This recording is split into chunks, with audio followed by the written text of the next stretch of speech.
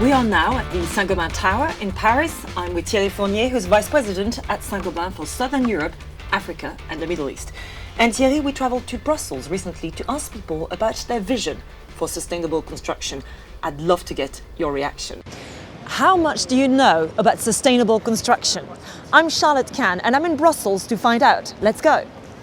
I guess constructions that can be reused for different purposes, good materials, non-polluting materials. Not building in concrete, using more wood.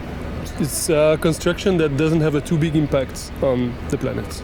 Trashes that you transform and use again to make a new construction. Yeah. For me, it's more about the isolation of the buildings, like buildings that will cost less energy in the future. It has been constructed in a way that is durable for many years. Very interesting. They have mentioned all the concepts actually in a very interesting way.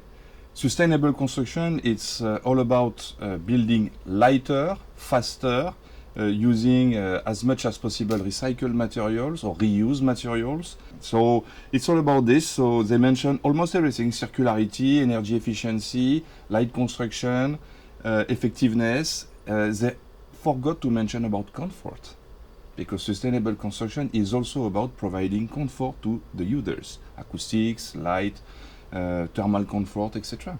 Next, we asked, do you think the home you live in is sustainable? My home is quite old. I'm trying to make it more sustainable with different heating, different windows. But where I'm staying here in Brussels, I'm pretty sure that it isn't. I think I do. It's an apartment. The middle of other houses, energy doesn't really go out that much through the walls. I don't know. Yeah, I think so. Japanese building is very clean. Well, I live in a wooden house, so yes, not 100% sustainable, but I would say more like 50 or 60%. Interesting. Mixed answers, which translate the fact that the housing stock is mixed and diverse today, made of new buildings and old buildings. 80% of the housing stock of 2050 already exists today, which means that if we want collectively to improve the energy efficiency of building stock, we'll have first to build better, so it's all about new norms, but also renovate faster. We also asked people what percentage of global CO2 emissions they think the industrial and construction sector represents. 80%. No clue. Like 20%? Maybe 25. 60. 35, 40%. Well, you're very well informed. About 40%. Oh. Well done. Yes, it's 40%. 1/3 during construction phase, 2/3 during the lifetime and operation of the buildings. That is why construction is really at stake, and we need to move faster for more efficient and more performing building stock. Another question we asked is, do you think sustainable construction is more expensive? I think it comes at a cost initially, but you get your payback over the years. It's all about ROI, return on investment. People might think it is, but it's actually not. It takes time, it takes a little bit of resources, like I say, but after that you will see that it will change completely the way you live.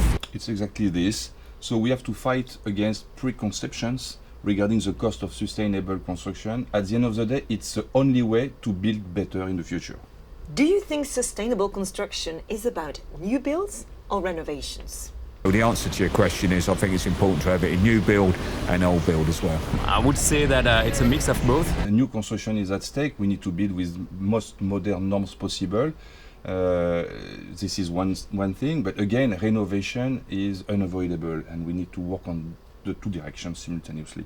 And finally, we asked, do you think we need more awareness and education around sustainable construction?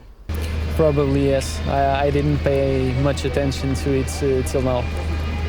Me too. I think I will never think serious about that, and now I will pay more attention. Right now it's not a priority. Yeah, definitely triggered an interest in it. I'll go and look it up. Raising awareness is at stake. At the end of the day, end users are the decision makers today. Comfort is at stake if we want to feel good, but also if we want to work well with high level of productivity and good health. households will make decisions about renovation, so they need to be aware of what can be done today and what has to be done in order to collectively fight against global warming. We are all actors, and we can, all of us, we can contribute to a better future. Thierry Fournier, thank you very much for your views on what people think sustainable construction is and should look like.